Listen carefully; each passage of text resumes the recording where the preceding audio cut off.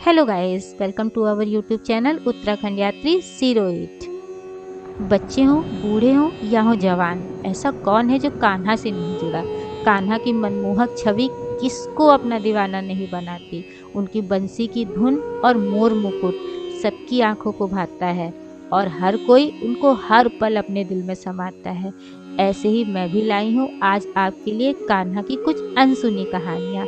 मैं मथुरा गई थी और मैंने वहाँ पे बाल गोपाल लड्डू महाराज के दर्शन किए। फिर मैंने सोचा कि मुझे तो यहाँ पे आकर के बहुत सारी बातें पता चली, तो क्यों ना मैं आपके साथ भी उनको शेयर करूँ। तो चलिए आज शुरू करते हैं कुछ अनदेखी अनसुनी कहानियों के साथ जो मुझे कान्हा के बारे में पता चली। अब मैं वो आपको बताने के लिए आई हूँ। क्या आपको पता है यशोदा मैया बचपन में कान्हा को लड़कियों के कपड़े पहनाती थी, लेकिन क्यों ये नहीं पता ना।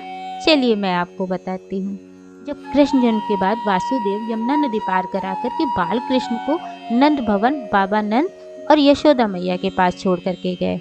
जब बचपन में कंस कृष्ण को मारने के लिए अपने अलग अलग राक्षसों को भेजता था तो यशोदा माता बहुत डर गई। तब लोगों की बुरी नजर से बचाने के लिए यशोदा मैया कृष्ण को लड़कियों के कपड़े पहना देती थी, जिससे कि वो किसी की नज़र में ना आए। जैसे कि हम लोग अपने बच्चों को काला टीका लगाते हैं ना बुरी नज़र से बचाने के लिए, वैसे ही यशोदा माता कृष्ण को लड़कियों के वस्त्र पहना देती। कृष्ण की माखन चोरी की कहानियां तो बहुत ही फेमस है।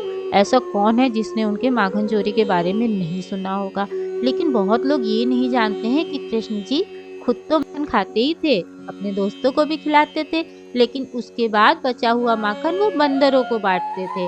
लेकिन कभी आपने सोचा है कि इसके पीछे कारण क्या था? वो बंदरों को मक्खन क्यों खिलाते थे? क्योंकि श्री कृष्ण को अपना पूर्व जन्म भली भांति याद था। उन्हें अच्छी तरीके से याद था कि जब उन्होंने श्री राम के रूप में धरती पर जन्म लिया था और माता सीता के हरण के बाद जब वो माता सीता को मुक्त कराने के लिए लंका की ओर चले तो एक वानर सेना ही थी जिन्होंने उनका हर कदम पर साथ दिया था। और लंका विजय का एक प्रमुख कारण वानर सेना थी। इसलिए इस जन्म में श्री कृष्ण ने अपने आभार को व्यक्त करने के लिए माखन की कुछ मात्रा को वानरों के साथ भी बांटा और अपने साथ साथ उन्होंने वानरों को भी माखन का भोग लगाया। दोस्तों, आपको ये तो पता ही होगा कि श्री राम विष्णु जी का अवतार थे, लेकिन साथ साथ ये भी पता है क्या कि लक्ष्मण जी शेषनाग जी का अवतार थे। श्री राम और लक्ष्मण अपने इस जन्म के पश्चात देवलोक पहुँचे तो लक्ष्मण ने कहा कि हे प्रभु, मैंने आपके छोटे भाई के रूप में जन्म लिया था, इसलिए मैं आपकी सारी आज्ञा का पालन करता रहा और आप जो मुझसे कहते गए मैं वही करता रहा। तो विष्णु जी ने कहा कि कोई बात नहीं शेषनाग, अब अगले जन्म में आप मेरे बड़े भाई के रूप में जन्म लीजिएगा। तो जब श्री विष्णु ने कृष्ण के रूप में जन्म लिया तो शेषनाग ने उनके अग्रज भ्राता बलदाव के रूप में जन्म लिया। कृष्ण दिखते कैसे थे, उनकी छवि कैसी थी, उनकी आंखें कैसी थी और उनकी मुस्कान कैसी थी, आपको पता है? इन सब का वर्णन सबसे पहले किसने किया था? इनका वर्णन सबसे पहले उत्तरा ने किया था।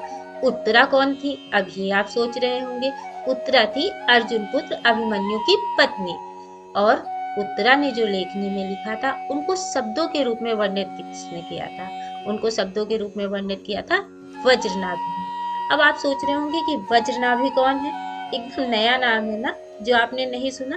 तो वज्रनाभि श्री कृष्ण के पड़पोते थे। राधे राधे। तो फिर मैं आज चलती हूँ, फिर आऊंगी आपके लिए लेकर के कुछ नया, कुछ अनोखा और कुछ रहस्यमय लेकर के। अब की मैं आपके लिए कुछ ऐसा लेकर के आऊंगी जो शायद आपने पहले कभी ना सुना हो। तो इंतज़ार करिए और जुड़े रहिए, लेकिन उसके साथ लाइक शेयर और सब्सक्राइब करना मत भूलिएगा। धन्यवाद।